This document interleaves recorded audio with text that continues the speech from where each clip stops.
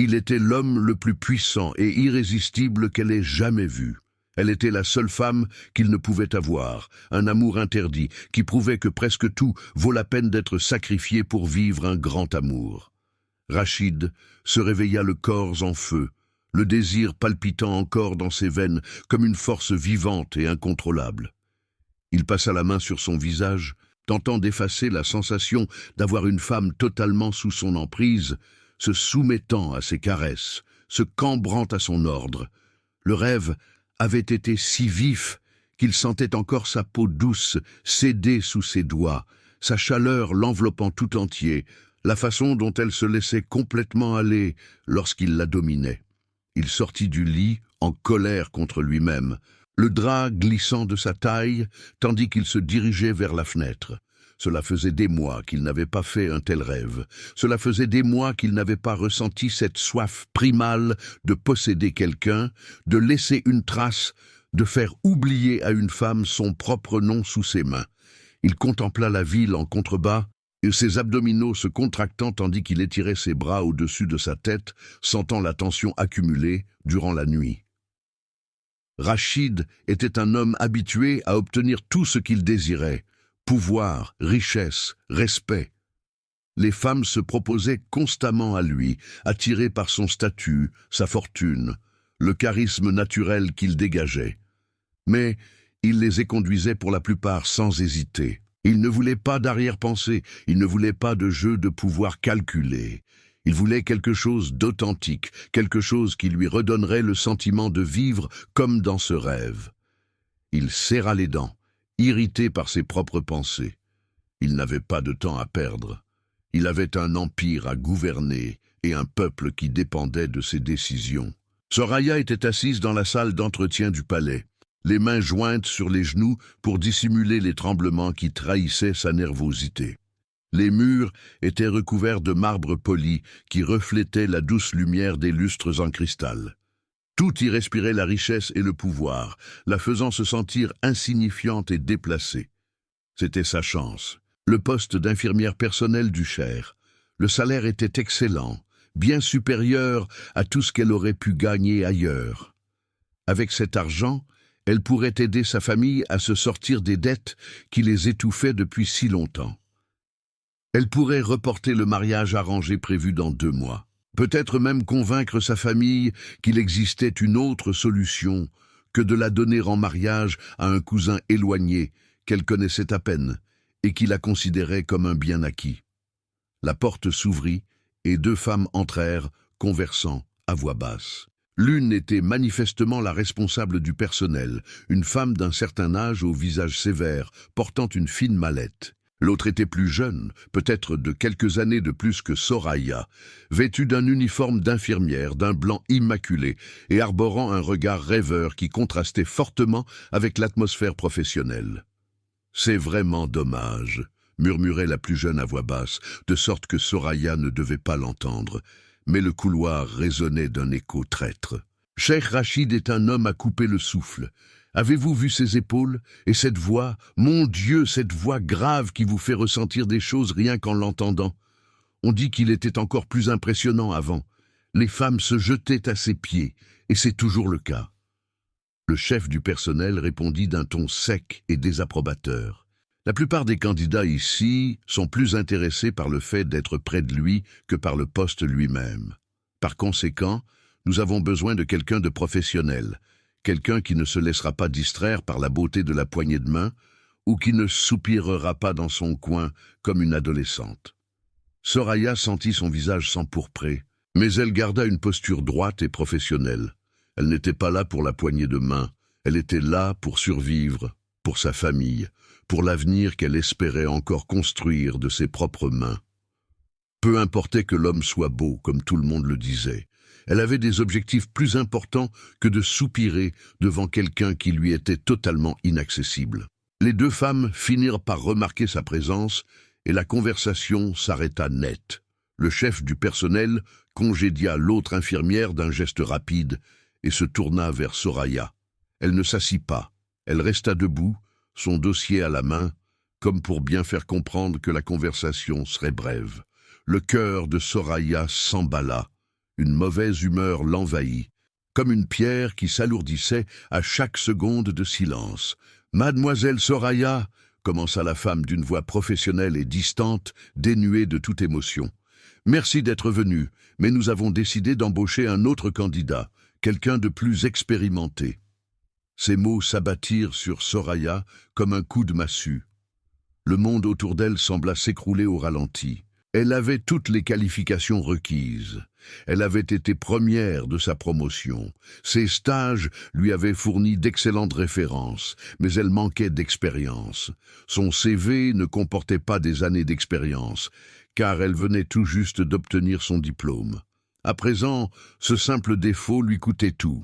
« Mais j'ai toutes les qualifications », rétorqua Soraya d'une voix plus faible qu'elle ne l'aurait voulu, le désespoir commençant à fissurer la façade de maîtrise qu'elle s'efforçait de maintenir. « J'ai besoin de ce travail. Donnez-moi une chance de prouver que je suis capable. »« Je suis désolé, » répondit la femme sans la moindre compassion. « La décision est prise. Bonne chance pour la suite. » Et Soraya quitta le palais les jambes tremblantes, le rejet résonnant encore dans sa tête comme une cloche qui ne cesse de sonner. Le soleil tapait fort sur son visage, mais elle le sentait à peine. Elle était de retour à la case départ, sans argent pour aider sa famille, sans possibilité de reporter le mariage, sans issue. Elle traversa les jardins extérieurs du palais, cherchant une sortie, mais sa vision était brouillée par les larmes qu'elle refusait de laisser couler.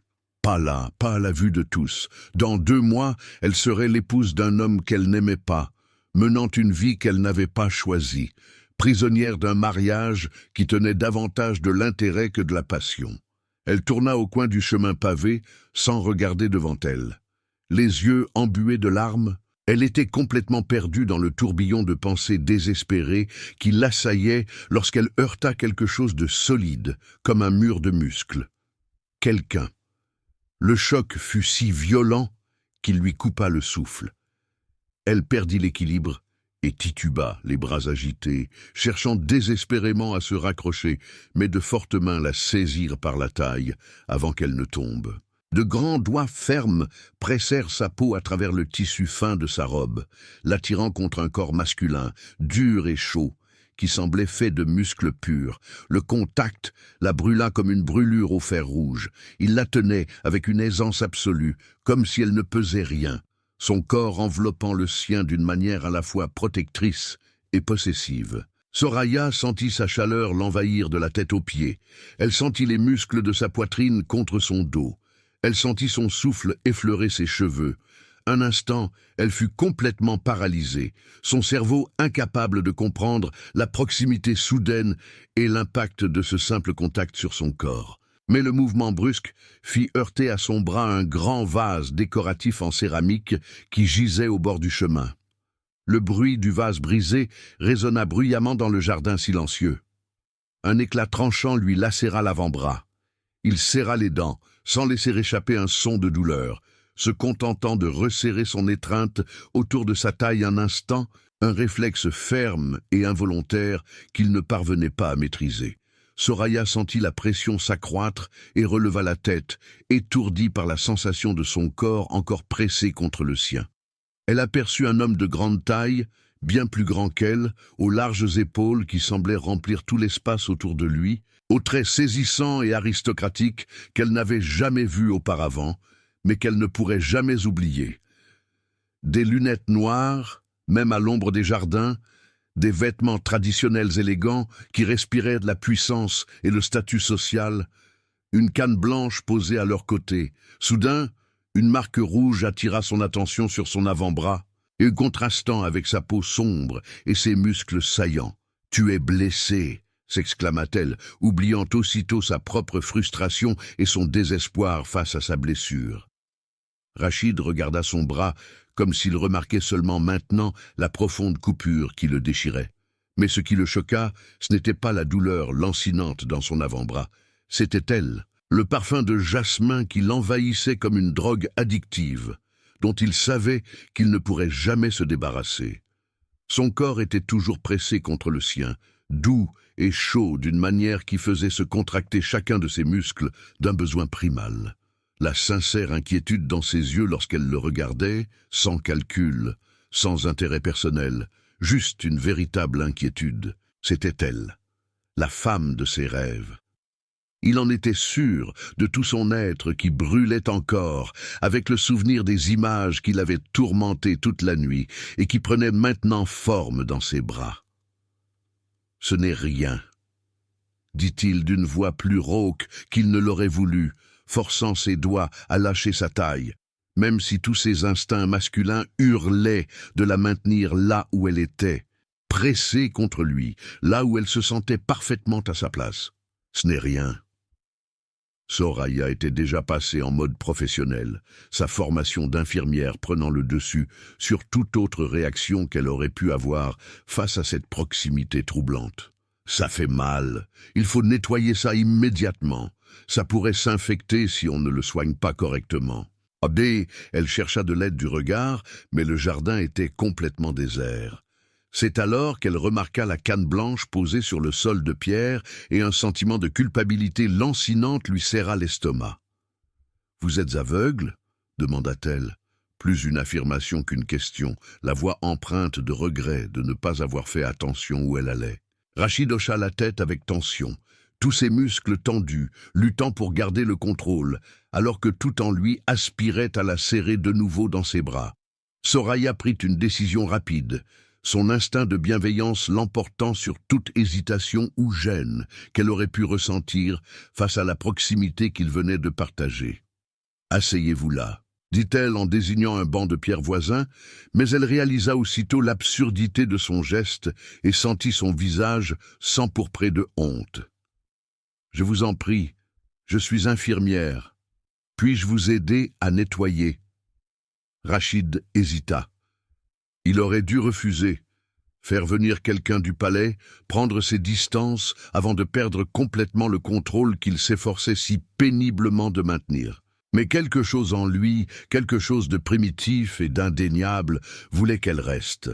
Il voulait sentir à nouveau ses mains sur sa peau. Juste quelques minutes de plus, juste assez pour comprendre pourquoi elle l'affectait à ce point. « D'accord », accepta-t-il, en se dirigeant vers le banc d'un pas qui aurait dû être plus prudent pour quelqu'un qui ne voyait rien. Soraya attrapa rapidement son sac, les mains tremblantes, et en sortit un mouchoir propre et une petite bouteille d'eau qu'elle emportait toujours en cas d'urgence. Elle s'assit à côté de lui, trop près, leurs genoux presque collés, ce qui provoqua chez elle une étrange sensation. La chaleur de son corps l'enveloppa aussitôt, plus intense qu'elle n'aurait dû l'être, lui donnant des frissons qui n'avaient rien de professionnel. « Laisse-moi voir », dit-elle doucement en tendant la main pour saisir délicatement son bras, un contact qui contrastait avec la fermeté professionnelle qu'elle s'efforçait d'afficher. Son contact était électrique. Rachid retint son souffle malgré lui, tous ses muscles se contractant d'un coup. Ses doigts, délicats mais fermes, agrippèrent son avant-bras, examinant la coupure avec une tension concentrée qui lui donna envie de la tirer sur ses genoux et d'oublier toute apparence de contrôle ou de politesse. Il l'observait par-dessus ses lunettes noires, qui dissimulaient des yeux qui scrutaient chaque détail de son visage avec une faim qui l'effrayait, les sourcils froncés par une concentration extrême, les lèvres entr'ouvertes tandis qu'elle examinait la blessure.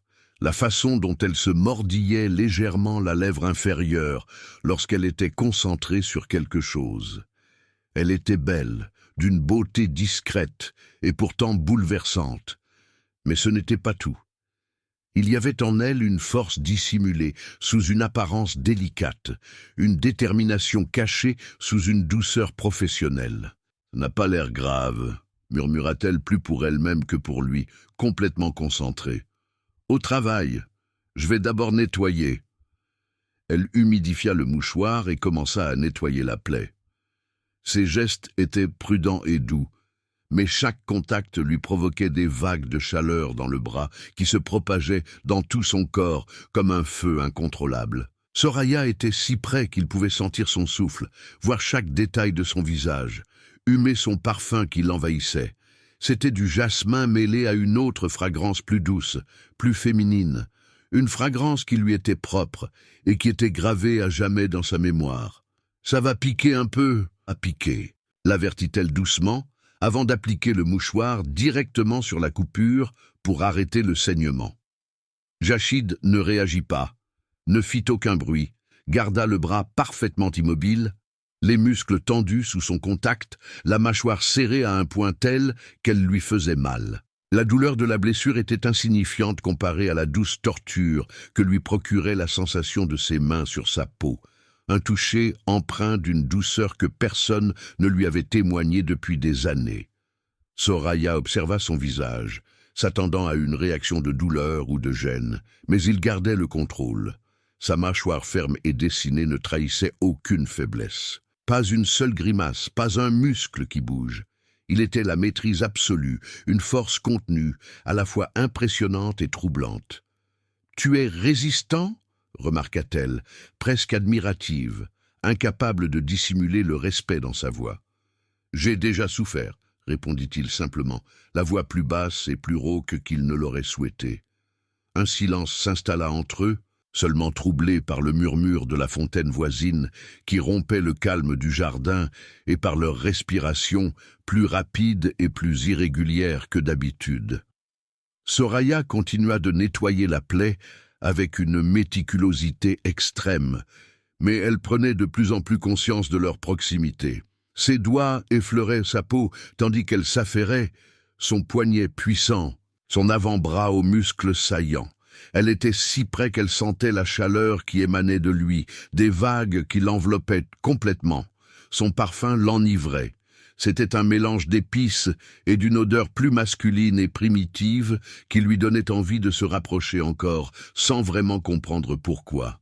Elle repoussa cette pensée avec effort, professionnelle. Elle se devait d'être professionnelle, mais c'était difficile, surtout lorsqu'elle réalisa que son pouls, là où ses doigts se posaient pour maintenir fermement son bras, s'emballait, battait trop vite, aussi vite et irrégulièrement que le sien dans sa poitrine. « Voilà » murmura-t-elle enfin, mais ne relâcha pas son bras immédiatement. Ses doigts restèrent là, le tenant doucement, plus longtemps que strictement nécessaire pour le soin. « Merci » murmura Rachid, la voix encore plus rauque qu'avant, chargée d'une émotion indéfinissable. Par précaution, elle finit par lâcher son bras à contre-cœur, un sentiment qu'elle ne put dissimuler complètement, mais la chaleur de son contact persista sur leur peau, brûlant comme une marque invisible qu'aucun d'eux ne pouvait ignorer. « C'est ma faute » dit Soraya, la culpabilité lui serrant douloureusement la poitrine. « Je ne regardais pas où j'allais. J'étais distraite. Pardonne-moi. » « Tu pleurais, » dit-il soudain, les mots lui échappant avant même qu'il puisse les retenir. Soraya se figea. Comment le savait-il? Elle était certaine de n'avoir pas versé une seule larme. Elle s'était maîtrisée. Mais soudain, elle comprit. Il avait dû entendre quelque chose dans sa voix, dans sa respiration irrégulière. Les aveugles développent d'autres sens de façon exacerbée. Il l'avait perçu sans avoir besoin de voir. « J'ai pleuré une seule journée », admit-elle avec hésitation, sans comprendre pourquoi elle se confiait à un parfait inconnu. « Je l'imagine si tu pleurais », répondit-il. Et il y avait dans sa voix quelque chose qui n'était pas de la pitié, mais de la compréhension, une connexion, une intimité qui ne devrait pas exister entre deux personnes qui viennent de se rencontrer. Le silence retomba, mais cette fois, il était différent. Chargé d'une énergie électrique et indéfinissable. Aucun des deux ne bougea. Soraya savait qu'elle devait se lever et partir, mais ses jambes refusaient d'obéir. « Quel est ton nom ?» demanda-t-il d'une voix grave et profonde, ce qui lui noua l'estomac. « Soraya » répondit-elle machinalement, sans réfléchir. « Soraya » répéta-t-il lentement, savourant chaque syllabe, comme s'il s'agissait d'un trésor rare et précieux. Beau nom. Son cœur s'emballa sans raison apparente. Ce n'était qu'un nom, un simple mot. Mais la façon dont il l'avait prononcé avec cette voix grave et rauque avait fait naître en elle une émotion particulière. « Et toi ?» demanda-t-elle d'une voix plus douce qu'elle ne l'aurait voulu. « Rachid. » Le nom lui disait vaguement quelque chose, mais elle n'arrivait pas à se souvenir d'où. Peut-être l'avait-elle entendu mentionner au palais, mais peu importait. Ce qui comptait, c'était la façon dont il était assis si près d'elle, comme si l'air autour d'eux était chargé d'électricité. « Merci de ne pas m'être effondré dessus. » Elle tenta de détendre l'atmosphère tendue entre eux par un humour nerveux. Ses lèvres esquissèrent un sourire. Ce n'était pas un vrai sourire, quelque chose de plus subtil et de contenu, mais non moins bouleversant. Cela transforma son visage, adoucissant les traits durs et le rendant encore plus impossible à ignorer. « De rien, » répondit-il avec une pointe d'humour dans sa voix grave, « et merci de ne pas m'avoir laissé me vider de mon sang dans le jardin. » Il y avait de la chaleur dans sa voix, une connexion illogique. Ils étaient des inconnus, ils s'étaient heurtés par hasard. Mais quelque chose pulsait entre eux avec une intensité troublante.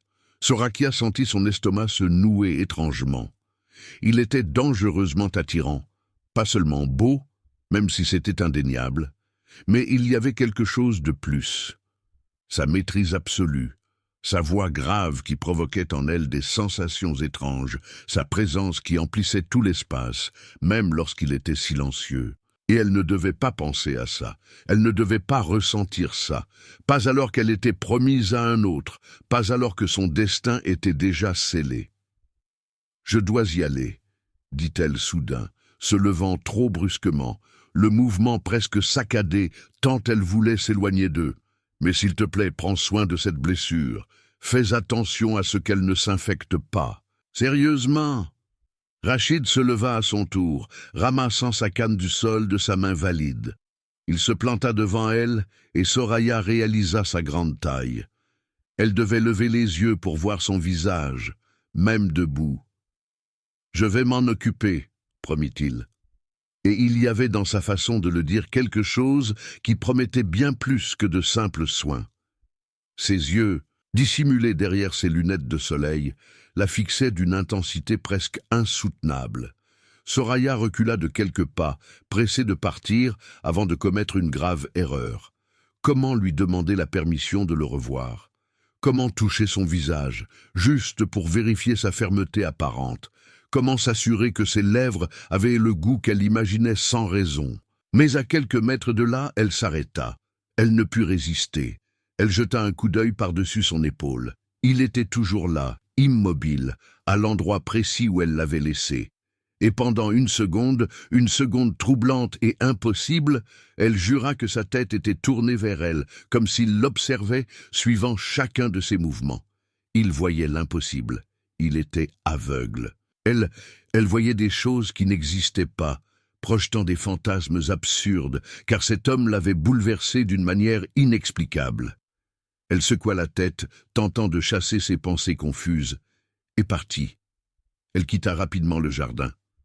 Son cœur battait la chamade, d'une façon qui n'avait rien à voir avec la marche rapide. Elle sentait encore la chaleur de sa peau, la fermeté de ses muscles, son pouls accéléré qu'il ne pouvait dissimuler, et le fait qu'il n'ait pas laissé échapper un seul gémissement de douleur, malgré sa coupure au bras. Rachid resta immobile, la regardant disparaître au bout des allées du jardin, les yeux rivés sur chacun de ses mouvements. Ses mains picotaient encore là où elle l'avait touché.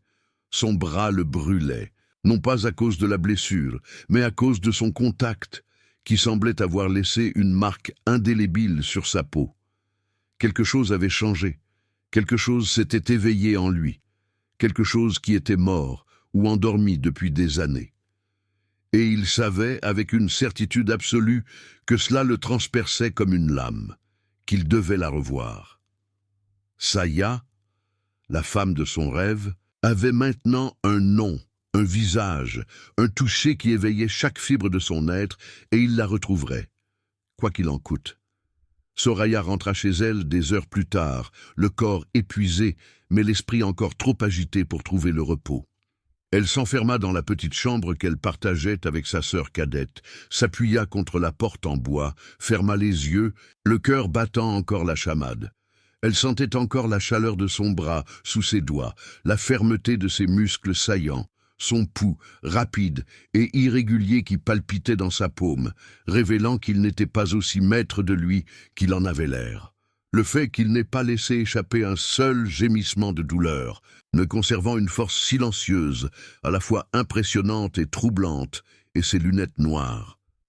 Il y avait quelque chose en elle qui la dérangeait, comme si, derrière les verres, des yeux voyaient, sentaient, désiraient vraiment qui était Rachid. Elle ferma les yeux très fort, mais son image restait gravée dans sa mémoire avec une netteté photographique. Grand, fort, d'une maîtrise absolue, cette voix grave qui l'avait fait trembler sans qu'elle comprenne vraiment pourquoi. Et pour la première fois de sa vie, Soraya se permit de penser à quelque chose d'interdit. Qu'est-ce que ça ferait d'être touchée par quelqu'un comme lui? Non pas avec la douceur professionnelle dont elle avait fait preuve pour soigner sa blessure, mais avec désir, avec faim, avec de grandes mains et une force intense, explorant son corps comme elle avait exploré son bras. Cette pensée l'effrayait, car elle était promise à un autre homme, car dans 2 mois, elle serait l'épouse d'un homme qu'elle n'avait pas choisi. Et parce que, pendant quelques minutes dans ce jardin, auprès de cet inconnu, avec sa voix grave et sa présence bouleversante, elle avait tout oublié. 2 jours s'écoulèrent comme une éternité. Soraya était dans la petite cuisine de la maison, aidant sa mère à préparer le petit déjeuner, lorsque le téléphone sonna. Elle répondit distraitement, songeant encore à la façon dont elle trouverait un autre emploi à temps pour aider à rembourser les dettes qui étouffaient la famille. La voix à l'autre bout du fil était formelle et professionnelle, ou celle de la même responsable des ressources humaines qui l'avait licenciée quelques jours auparavant. Mais les mots qui sortirent de la bouche de cette femme figèrent le monde de Soraya. « Senrita Soraya, le cheikh Rachid vous a personnellement choisi pour le poste d'infirmière. Il souhaite que vous commenciez cet après-midi. Vous pouvez être ici à 17 heures. » demanda la femme sans autre explication quant à ce changement de décision soudain. Soraya parvint à peine à répondre, le cœur battant la chamade. Elle était hors de contrôle. Cheikh Rachid ne pouvait pas être le même homme que dans le jardin. Impossible. Mais son nom résonnait sans cesse dans sa tête, et elle savait avec une certitude absolue que cela la faisait trembler, que c'était lui, l'homme à la voix grave et au toucher brûlant, l'homme auquel elle n'avait cessé de penser depuis cette brève et bouleversante rencontre. Elle accepta le poste sans hésiter, raccrochant le téléphone d'une main tremblante, manquant de le faire tomber. À 17 heures, Soraya se trouvait dans les luxueux couloirs du palais, suivant une assistante qui la conduisait à la suite privée de Cheikh. Son cœur battait si fort qu'elle était certaine que tout le monde pouvait l'entendre. L'uniforme blanc immaculé semblait trop serré, rendant sa respiration déjà irrégulière difficile. Ils s'arrêtèrent devant des portes doubles en bois sculpté, qui paraissaient peser des tonnes. L'assistante frappa légèrement, et une voix grave et reconnaissable entre toutes leur fit signe d'entrer. Soraya suivit l'assistante, et le monde cessa de tourner lorsqu'elle aperçut qui était assis près de la large fenêtre. Rachid, l'homme du jardin, était là, vêtu d'élégants vêtements traditionnels, ses lunettes noires sur le nez comme toujours, sa canne posée à côté du fauteuil où il était assis, le dos parfaitement droit. Il tourna la tête vers eux à leur entrée, et Soraya sentit l'air lui manquer. « Votre Altesse, voici Soraya, la nouvelle infirmière », annonça l'assistante d'un ton formel avant de se retirer, refermant les portes derrière elle et les laissant seuls. Le silence qui suivit était lourd et chargé d'électricité, faisant frissonner Soraya. Rachid resta immobile un instant, sa respiration s'accélérant légèrement. Puis, d'un mouvement fluide et maîtrisé, il se leva, imposant toute sa stature et sa présence. « Soraya, dit-il d'une voix rauque, lui nouant l'estomac, je connais cette voix. Tu es la femme du jardin. Tu t'es occupée de mon bras. » Il feignait la surprise. Soraya le sentit instinctivement, sans pouvoir l'expliquer, mais elle joua le jeu, s'efforçant de maîtriser sa respiration irrégulière. « Oui, c'est moi, » confirma-t-elle d'une voix plus faible qu'elle ne l'aurait souhaité. « Je ne savais pas que tu étais cheikh, je ne savais pas que c'était toi. Coïncidence intéressante, » commenta Rachid. Et il y avait dans sa voix quelque chose qui n'était pas vraiment de la surprise, mais plutôt de la satisfaction, comme s'il l'avait voulu. Le premier jour fut un supplice silencieux. Soraya vérifiait ses constantes vitales, les mains tremblantes, s'efforçant de maintenir la distance professionnelle qu'exigeait son travail. Mais il lui était impossible d'ignorer la proximité, impossible de ne pas sentir la chaleur qui émanait de lui chaque fois qu'elle avait besoin de le toucher. Impossible de ne pas remarquer comment sa respiration s'accélérait lorsque ses doigts effleuraient sa peau, ne serait-ce que pour prendre son pouls ou mesurer sa tension. Il parlait à peine, seulement le strict nécessaire. Mais les silences entre eux étaient chargés d'une tension qui grandissait à chaque minute. En fin d'après-midi, alors que le soleil commençait à se coucher, teintant le ciel de nuances orangées, Rachid demanda à se promener dans les jardins intérieurs.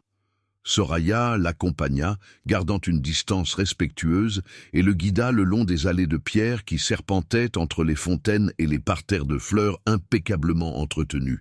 Il s'appuyait sur sa canne, mais ses pas étaient étonnamment assurés, comme s'il connaissait les lieux comme sa poche. Sa main libre effleura la sienne par inadvertance, lorsqu'elle tenta de lui indiquer une direction, et la tension de ce contact les figea tous deux un instant avant qu'ils ne se retirent brusquement. Il se trouvait près d'une grande fontaine lorsque cela se produisit. Un bruit de métal brisé résonna bruyamment, suivi immédiatement d'un jaillissement d'eau d'une force incroyable. Une canalisation du système d'irrigation avait éclaté et l'eau glacée giclait de toutes parts. Comme une jasée enragée, Soraya hurla instinctivement, tentant de protéger Rachid et le tirant en arrière. Mais il réagit instantanément, l'enlaçant et la serrant contre lui, dans un mouvement protecteur trop rapide pour une personne aveugle. L'eau les frappa de plein fouet, les trempant tous deux en quelques secondes. La boue des parterres de fleurs voisins les éclaboussa, recouvrant leurs vêtements, leurs visages et leurs cheveux. Lorsqu'ils parvinrent enfin à se mettre hors de portée de l'eau, ils étaient complètement trempés. L'uniforme blanc de Soraya collait à son corps, transparent par endroits, lourd et inconfortable. Ses cheveux ruisselaient d'eau et étaient tachés de boue. Rachid n'était pas en meilleure posture. Ses vêtements élégants étaient en ruine, moulant son corps musclé d'une manière qui ne laissait que peu de place à l'imagination.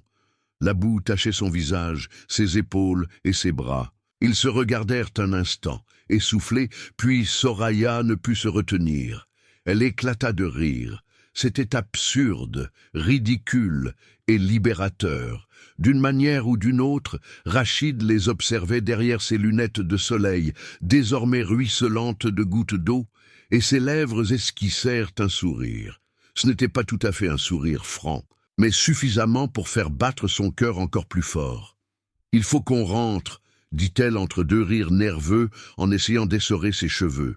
« On est dans un état lamentable. » Ils retournèrent à la suite, laissant derrière eux une traînée d'eau et de boue sur le sol en marbre poli. Le malaise était total. Soraya sentait ses vêtements lourds lui coller à la peau, la boue séchée et la démanger, ses cheveux dégoulinant sur ses épaules. C'était insupportable. Rachid semblait tout aussi mal à l'aise, ses muscles tendus sous ses vêtements mouillés. « Je vais prendre une douche en premier », dit Rachid d'une voix plus rauque qu'avant. « Ensuite, tu pourras l'utiliser. » Il se dirigea vers l'immense salle de bain attenante à la suite et ferma la porte derrière lui.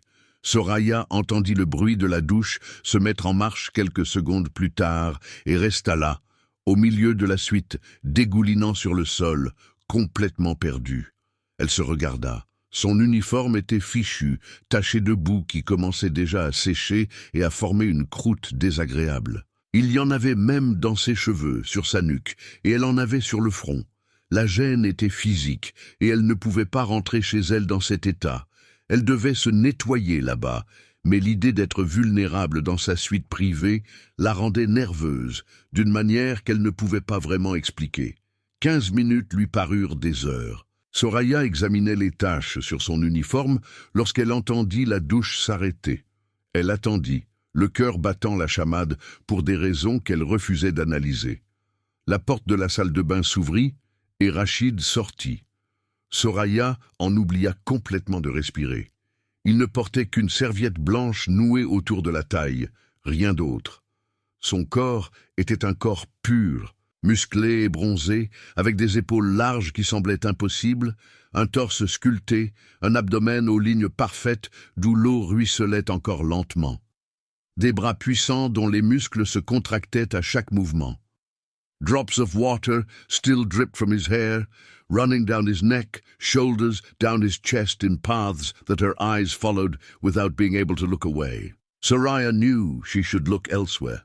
She knew she was being inappropriate, but he was blind. He didn't know he was being watched. She felt safe to look, to admire every detail of that body that was more perfect than any fantasy she could have created. The heat spread through her body in a liquid and overwhelming way, concentrating in her lower abdomen with an intensity that made her instinctively squeeze her thighs. Shid walked to the closet with confident steps. The towel hung low on his hips in a dangerous way. He entered, but left the door ajar. Soraya heard sounds of drawers being opened, clothes being moved. She waited, trying to control her breathing, which had become too irregular. He was changing. He was blind. She started walking towards the bathroom, but the dirt began to accumulate even more in her path. And she realized that he wouldn't know she undressed right there. Then she looked at the wet and dirty uniform, feeling the mud drying uncomfortably on her skin. She made a quick decision before she could think too much about the consequences.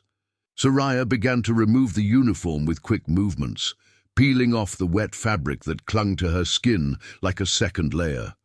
The blouse came off first, then her pants were soaked and uncomfortable, clinging to her in a way that rubbed and irritated her. She hesitated for only a second before taking everything off, finally free from the suffocating discomfort. Naked in the middle of the luxurious suite, she took a deep breath, feeling the fresh air on her skin for the first time in over half an hour. The relief was immense and liberating. She started walking towards the bathroom, her bare feet silent on the cold marble.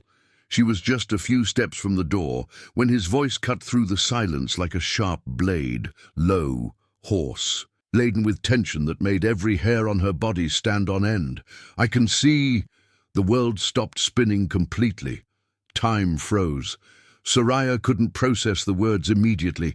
They swirled in her mind without making sense.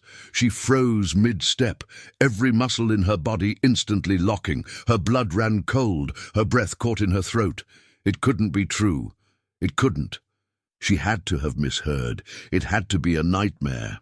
But then she turned her head slowly, forcing her neck twitched, even as every instinct screamed not to look. Rashid stood in the closet doorway without his sunglasses. His eyes were uncovered for the first time since she'd met him, and they were fixed directly on her, not wandering aimlessly, as blind eyes should, not searching for direction, seeing every intensely dark inch burning with fire that made her feel as if she were being consumed alive. His gaze swept over her body with a palpable hunger, which there was no way to feign or hide. From her eyes, down her neck, her shoulders, her bare breasts, her waist, her hips, her thighs, every inch devoured by those eyes that saw everything with devastating clarity. "What?" Her voice came out as a strangled whisper, barely audible, even in the absolute silence of the suite. Rashid took a step toward her, slowly, deliberately, a predator who knew exactly what he was doing. The muscles in his body contracted with the movement, water still glistening on his tan skin. The towel hanging from his hips was the only thing between them, but it didn't matter because she was completely exposed in front of him, and he was seeing everything. "Can I see?"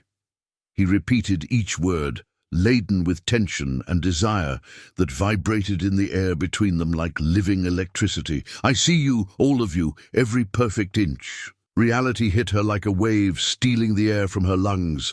Sora was naked, completely naked in front of him, and he was seeing. He had seen from the beginning. He saw when she took off each piece of clothing. He saw every exposed inch. The shock exploded inside her, mixed with something more dangerous that made her blood boil in her veins. It wasn't exactly anger, it was devastating confusion, mixed with a desire she couldn't control, because the way he had looked at her, with those dark eyes burning with hunger, had awakened something primal inside her that she had never felt before. She turned and ran to the bathroom, not out of fear, but because she needed space to breathe, to think, to process what had just happened without those intense eyes watching her every reaction. Soraya closed the door behind her, but she didn't lock it. Her hands trembled as she leaned against the door, trying to control her breath, which came out in irregular waves. Her whole body still burned with the memory of that look, tracing every inch of her. He had seen everything. The way he had looked wasn't out of amusement or mockery. It was pure, devastating desire. It was a hunger that perfectly matched what pulsed inside her, making every nerve ending awaken with a frightening urgency. She had felt exposed, yes, vulnerable, but also desired so intensely that it had made her body react in ways she couldn't control even now.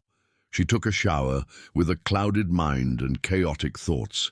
When she got out of the shower, she looked for something to wear with still, trembling movements. There was a robe hanging behind the door, soft and luxurious fabric that smelled of him. She put it on with movements that were more automatic than conscious, tying the belt with fingers that still didn't fully cooperate. The fabric was too big, made for his body, not for her. The sleeves covered her hands, the hem. It dragged on the floor, but it was his, and that made something strange happen in her chest. Soraya looked at her own reflection in the huge mirror. Her eyes shone feverishly. Her still damp hair fell messily over her shoulders. Her cheeks were flushed. She looked like someone who had been truly seen for the first time in her life, and that was the part that scared her the most. She took several deep breaths, trying to find courage that seemed to have completely evaporated. She couldn't stay hidden there forever. She needed to get out. She needed answers. She needed to understand what was happening and why he had lied about something so fundamental. Soraya opened the door slowly, her heart pounding erratically in her chest. Rashid was sitting in the armchair near the window. He was wearing dark trousers and a shirt that was only partially buttoned, revealing part of his muscular chest. His eyes met hers immediately when she came out, and the intensity there made her stop mid-step. "Sit down," he said, his voice low but firm. It wasn't an order, it was a request. "Please, I need to explain." Soraya hesitated. Every instinct. He yelled at her to keep her distance, but she needed to hear, she needed to understand. She walked to the sofa facing his armchair, keeping as much distance as possible between them. She sat on the edge, her body tense like a rope about to snap, her hands pressed against her lap. His robe enveloped her completely. But she still felt exposed, in ways that had nothing to do with physical nudity. He had seen her in a way no one else had, and now she couldn't erase that look from her memory. "I regained my sight a week ago," Rashid began, his eyes fixed on her with an intensity that made the air thick. Experimental surgery that finally worked after 2 years of treatments that yielded no results. The doctors warned that it could be unstable in the first few months, the chance of me losing my sight again. That's why I haven't told anyone yet, not even my family, not even my doctors formally. You're the only one who knows, the only one I trust, that I didn't tell you before because I wanted to be sure it's permanent, before giving false hope to the people I love but then I'd have to destroy them again if I went blind again. But when you were there, you were going to take a bath. I couldn't help but tell you, because even though I liked what I saw, it wasn't right. You needed to know, not only because I respect you, but also because I trust you to tell the truth." Soraya processed the words slowly, trying to grasp the magnitude of what he was saying. "A week," He had regained his sight only a week ago, which meant that when she came to work here, when she spent days near him taking care of him, he could already see. He was already seeing her every movement, every expression, every moment she thought he didn't notice. "When I saw you in the gardens," he continued, his voice growing hoarser, "it was still new to me. To see, to really see after 2 years of darkness. And then you appeared, touching me with a care no one had shown in so long, looking at me with genuine concern. And I wanted to cherish that moment. I wanted you to continue seeing me as you did, without knowing I was seeing you back. It was selfish, I know that, but I couldn't resist." Soraya felt something tighten in her chest. It wasn't exactly anger, it was understanding mixed with confusion and desire, which pulsed constantly deep within everything. She could understand what he was saying. She could imagine what it would be like to recover something she had lost and want to keep it secret until she was sure. But that didn't change the fact that he had lied, had pretended for days. He had let her believe something that wasn't true. "When I found out who you were through the palace's interview system," he admitted without hesitation, "I ordered you to be hired immediately. I wanted you close to me, knowing it was wrong, knowing I was deceiving you, but I couldn't help it, because since that touch in the garden, since that moment when you took care of me without knowing me, I haven't been able to stop thinking about you. You brought me here knowing you could see," Soraya said, finally finding her voice. "You made me work close to you. You touched me when I thought you were blind. You let me believe something that wasn't true." "Yes," he admitted without trying to deny or soften the blow. "Because I wanted you from the very first second. Because every touch of yours on my skin was sweet torture that I couldn't resist. Because seeing you taking care of me, touching me, being close, without knowing I saw every detail, was the most intense thing I'd felt in years." Soraya closed her eyes for a second, trying to process the raw confession. He wasn't apologizing. He wasn't saying he regretted it. He was just admitting the naked, brutal truth. That he had wanted her, that he had done what was necessary to have her close, that he had lied because he couldn't help but lie. And the most disturbing part was that she understood. Because if the roles were reversed, if she had a way to be close to him without him knowing, she would have done the same thing. "And today," she whispered, opening her eyes to meet his as I took off my clothes, "you saw everything." "I did," he confirmed, his voice hoarse and heavy. "Every second. And when you came out of the bathroom and saw me in a towel, I saw you looking at me. I also saw the desire in your eyes. I saw the way you admired me, thinking you were safe because I couldn't see. But I saw everything, and I wanted you to keep looking. I wanted you to desire me in the same devastating way I desire you." Heat exploded inside her at the raw, direct words. He had perceived the way she had looked at his body, devouring every detail with eyes she thought were safe. And instead of shaming her, it made something more intense happen, because he wasn't judging. He was just admitting that he had felt the same, that he had wanted to be seen by her in the same way he had seen her. "I didn't expect to feel this," Rashid said, leaning forward, elbows on his knees, hands clasped. "Since the accident that blinded me, I was dead inside, functioning, governing, doing what needed to be done, but not feeling, not really, until you appeared and touched me in the garden. And then I regained my sight. And the first thing I really wanted to see was you. Every detail, every expression, every movement." Soraya felt tears burning in her eyes, but not from sadness. It was too much emotion, too intense to contain. She was confused, deceived, but also desired in a way she had never experienced before. He had seen her. He had chosen her. He had lied. Yes, but he had lied because he couldn't bear to be without her, and that caused something devastating to happen in her heart. "You destabilize me," he continued, his voice breaking slightly on the last word in ways no one else could. I can't think straight when you're around. I can't maintain the control I've always had. You appeared and broke down all the defenses I've built up over the years. I'm promised, Soraya said, but even to her own ears it sounded weak. In less than 2 months I'm going to marry another man. My family depends on it, on the connections, on the money. I can't just destroy everything because I met someone who makes me feel things I shouldn't feel. You don't love him, Rashid stated, his eyes piercing deep into hers. No, she admitted without hesitation, but that doesn't matter. Love doesn't pay debts. Love doesn't feed a family. Love doesn't solve real problems that existed long before you came into my life. What if there was another way? He asked, his voice low and intense. What if you didn't have to marry him? What if the debts could be resolved in another way? There is no other way, Soraya replied, shaking her head. I've already searched. I've already tried to find alternatives, but there aren't any. Marriage is the only solution that works for everyone except me. Silence fell between them, heavy and laden with everything that wasn't being said. Rashid watched her intensely, making her skin tingle.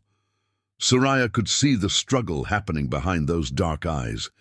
He wanted to argue, wanted to offer solutions. But he was also beginning to understand that it wasn't simple, that she wasn't just being stubborn or dramatic, that there were real responsibilities to be learned. I need time, Soraya finally said, her voice weaker than she wanted.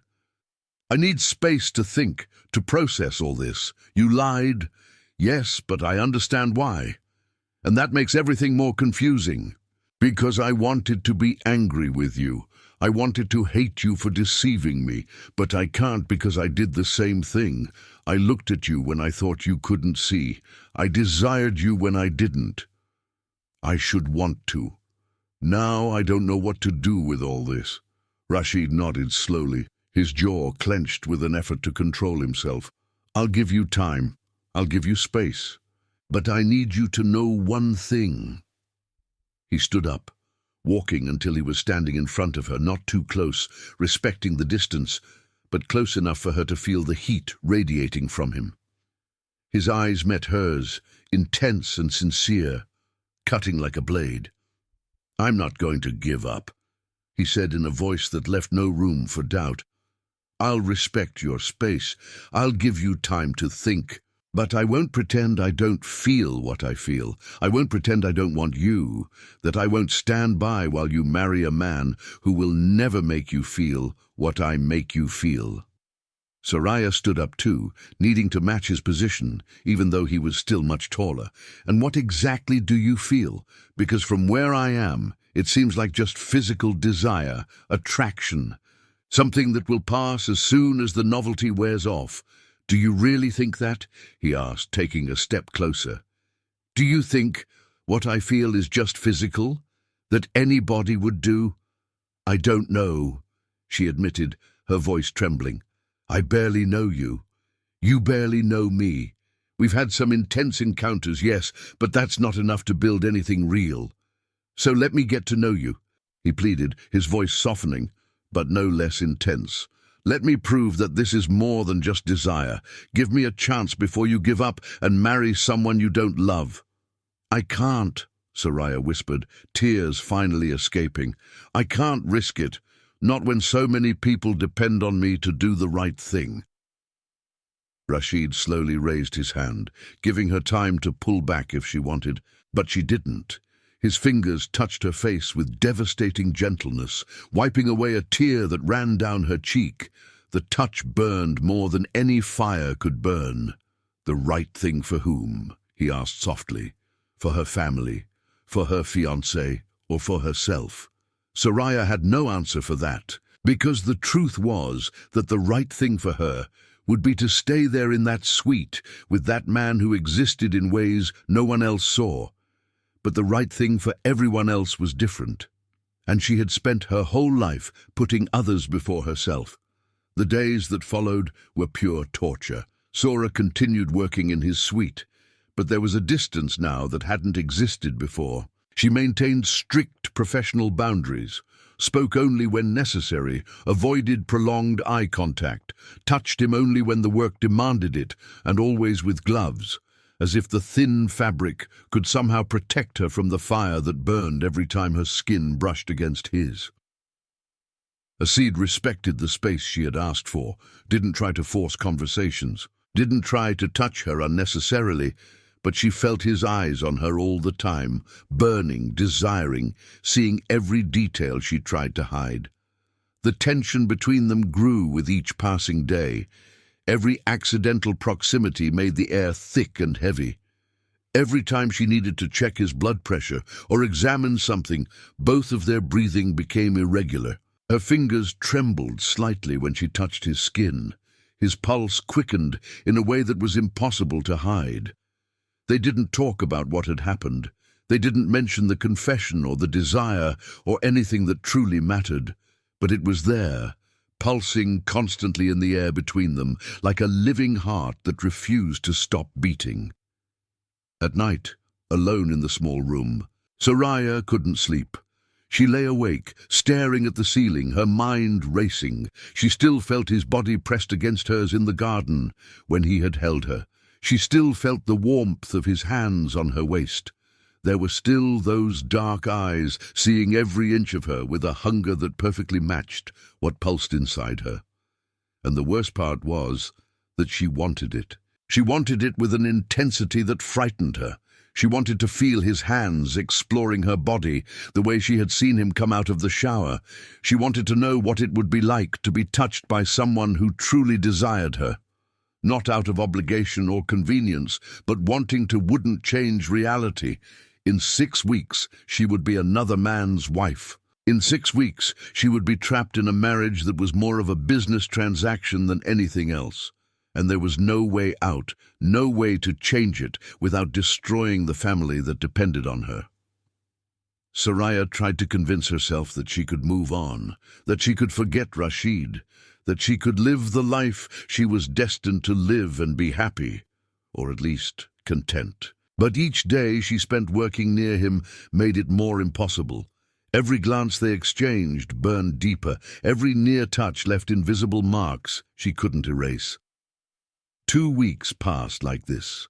14 days of unbearable tension that grew instead of diminishing.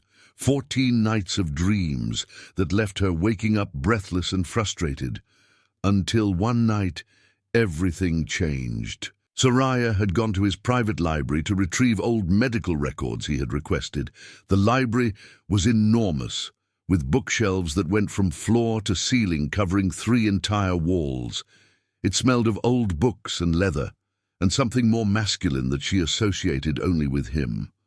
She found the files quickly, but when she turned to leave, she saw that he was there. Asid was sitting in a leather armchair near the window, an open book in his lap, actually reading, turning pages with fingers that moved with certainty.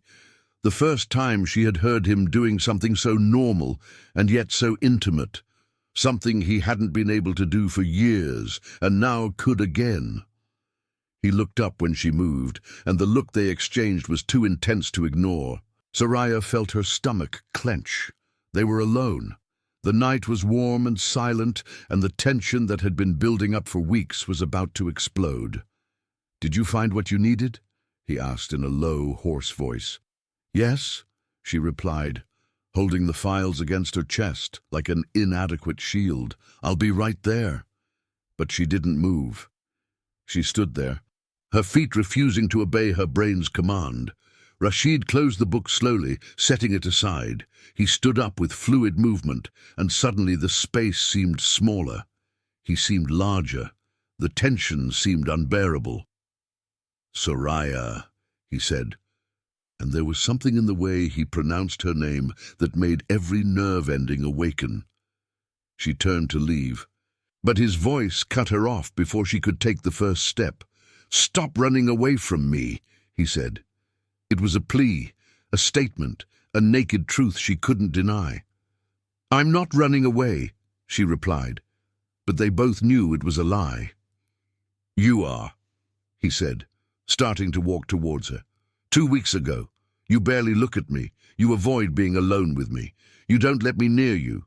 But you're here now, alone with me, and you haven't left yet. Soraya swallowed hard, her heart pounding erratically. Why did you lie? Because I don't know if I can trust you. Because all of this is too confusing. Yes, he agreed, stopping behind her. Too close. Close enough for her to feel his warmth on her back. But not about that. Not about what I feel when I see you, when I think of you. When I remember you naked in my suite, looking at me without fear, even after discovering the truth. Soraya closed her eyes, trembling at the words that awakened memories she had tried to bury. "Stop," she whispered. "Why?" he asked, his voice dangerously close to her ear now. "Because it's true.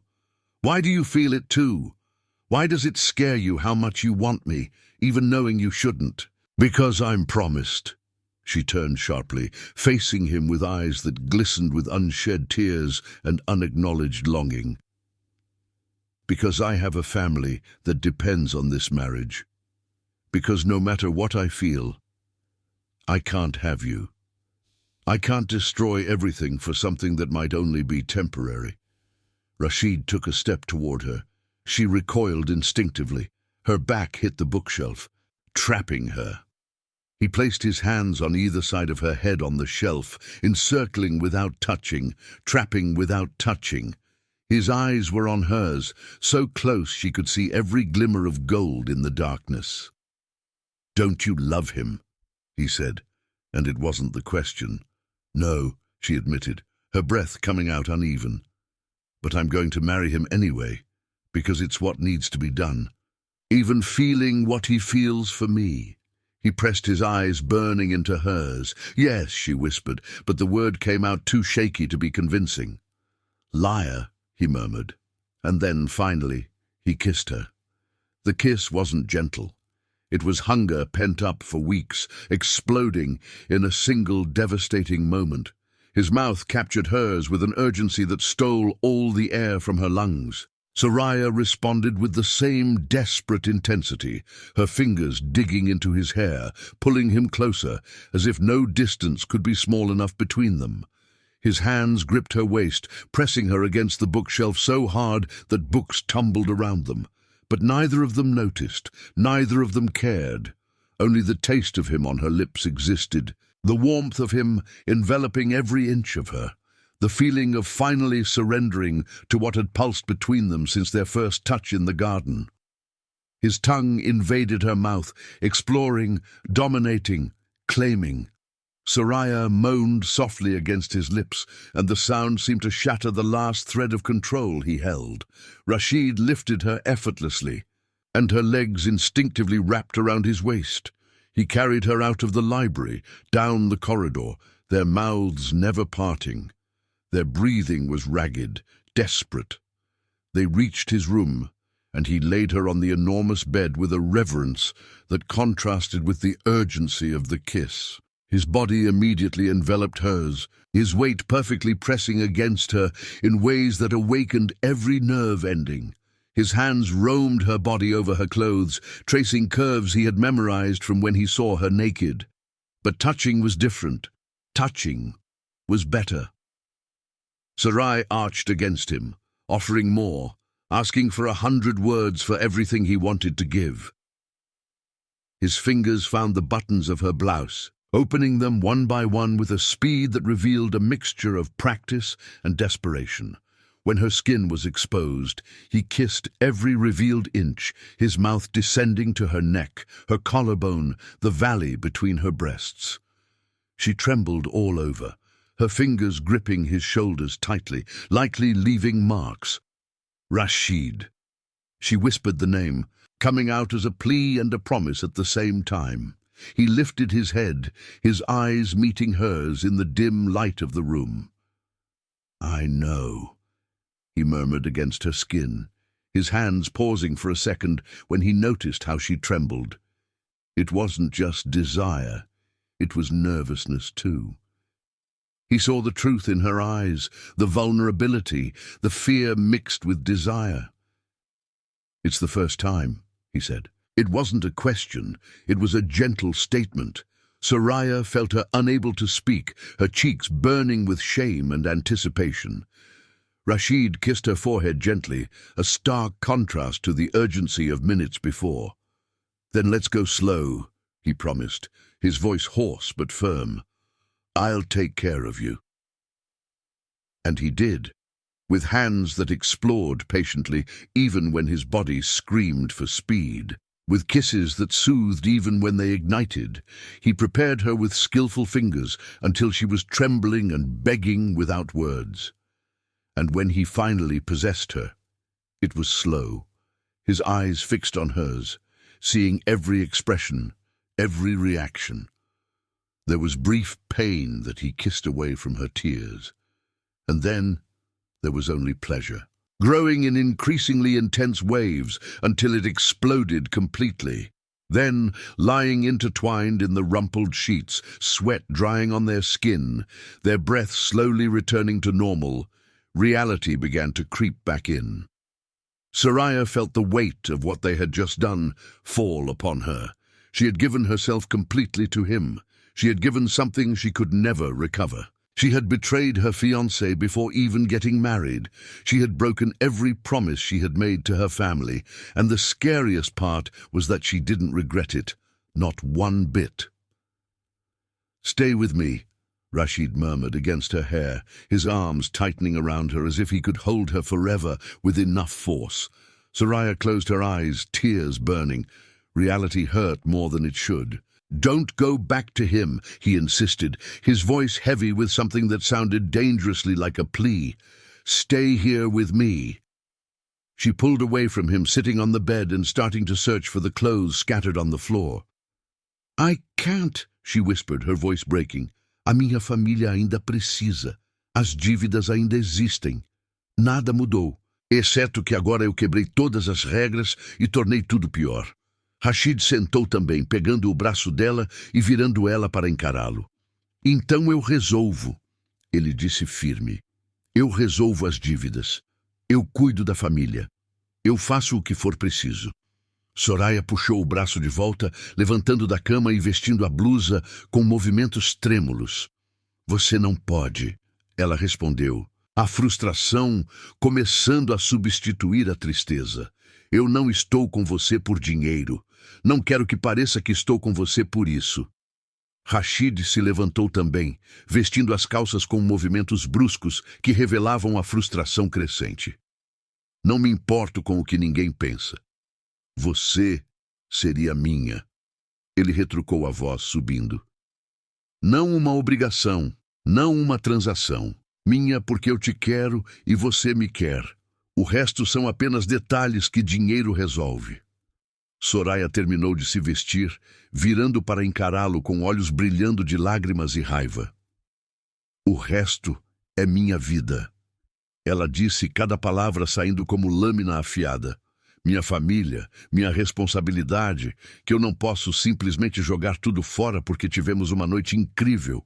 Ela caminhou até a porta, cada passo doendo mais do que o anterior. Na porta parou sem se virar. "Eu renuncio", ela disse, forçando firmeza na voz. "Não posso continuar trabalhando aqui, não depois disso."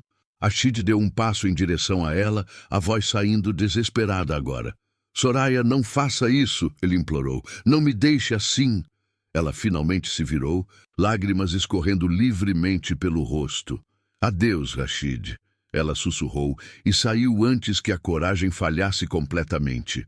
Uma semana se passou como pesadelo do qual ela não conseguia acordar. O casamento estava marcado para dali a 7 dias. O noivo aparecia para discutir detalhes, tratando ela como propriedade, não como futura esposa. Soraya sorria quando precisava, assentindo para preparativos que não importavam, mas à noite sozinha ainda sentia o corpo dele contra o dela, ainda sentia o gosto do beijo, ainda ouvia a voz dele implorando para ela ficar. Rashid, no palácio, tentava seguir em frente, tentava aceitar que tinha feito a escolha certa, deixando ela ir, Mas cada dia sem ela era tortura, até que documentos de rotina chegaram para a assinatura.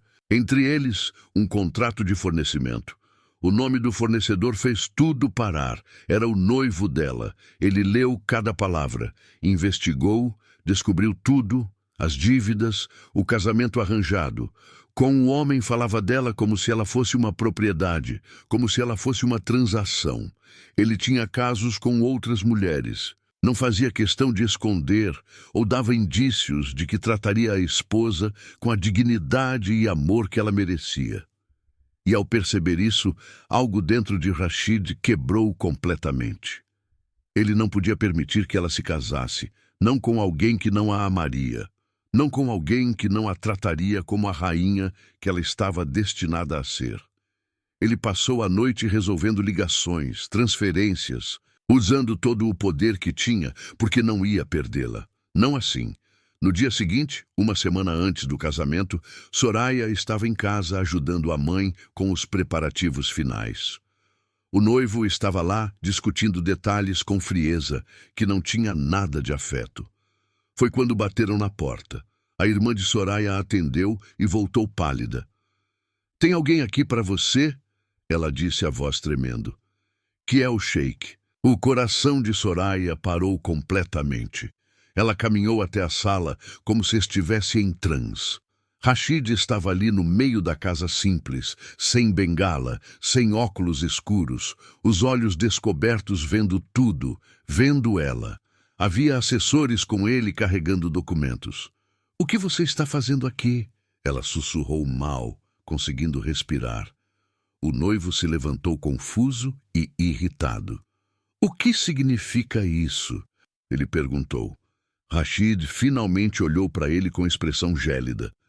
"Significa que o casamento está cancelado", ele disse a voz calma, mas firme. Um assessor entregou documentos ao noivo. Rashid continuou sem tirar os olhos de Soraya. "Comprei todas as dívidas da família, que tudo. Eles não devem mais nada a você.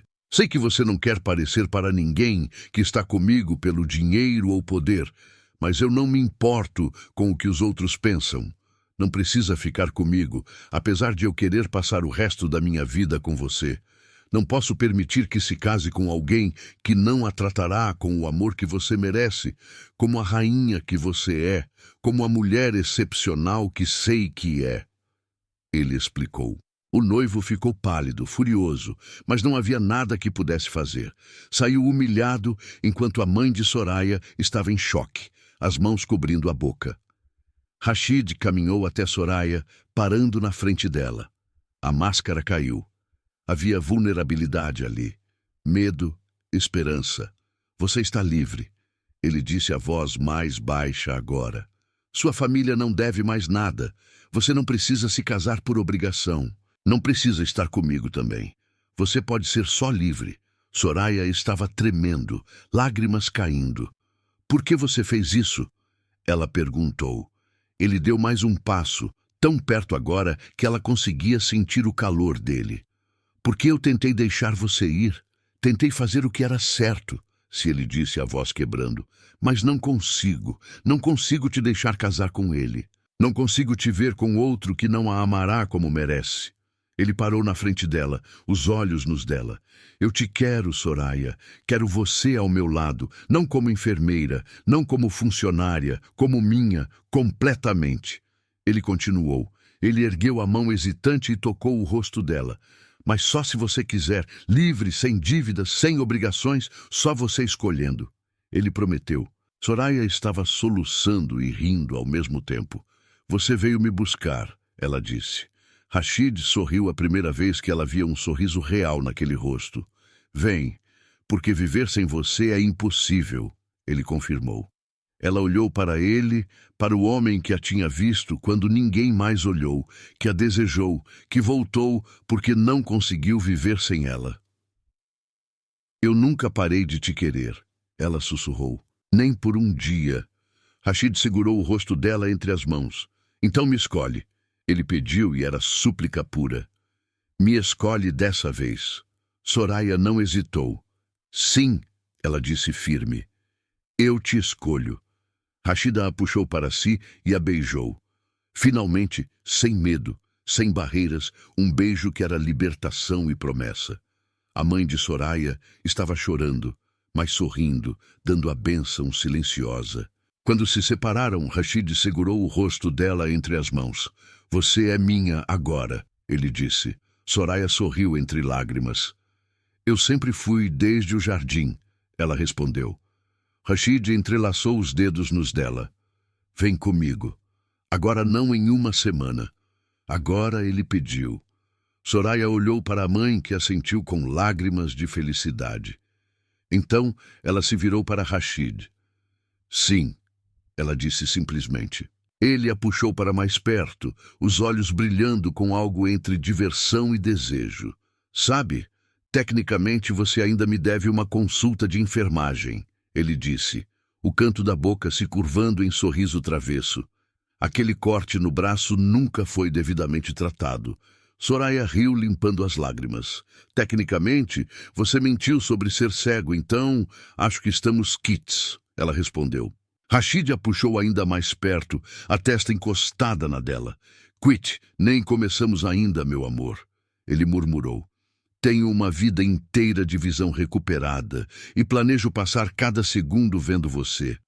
E levou ela embora para o palácio, para a vida que escolheram juntos, para o amor que quase perderam, mas conquistaram contra todas as probabilidades. Se inscreva no canal. Nos ajude a alcançar ainda mais pessoas com nossas histórias. Deixe seu like, ative o sininho e dê hype neste vídeo para nos ajudar a atingir ainda mais apaixonadas por romances de tirar o fôlego. Agora, assista o próximo vídeo que aparecer aqui na sua tela. Nos vemos lá. M.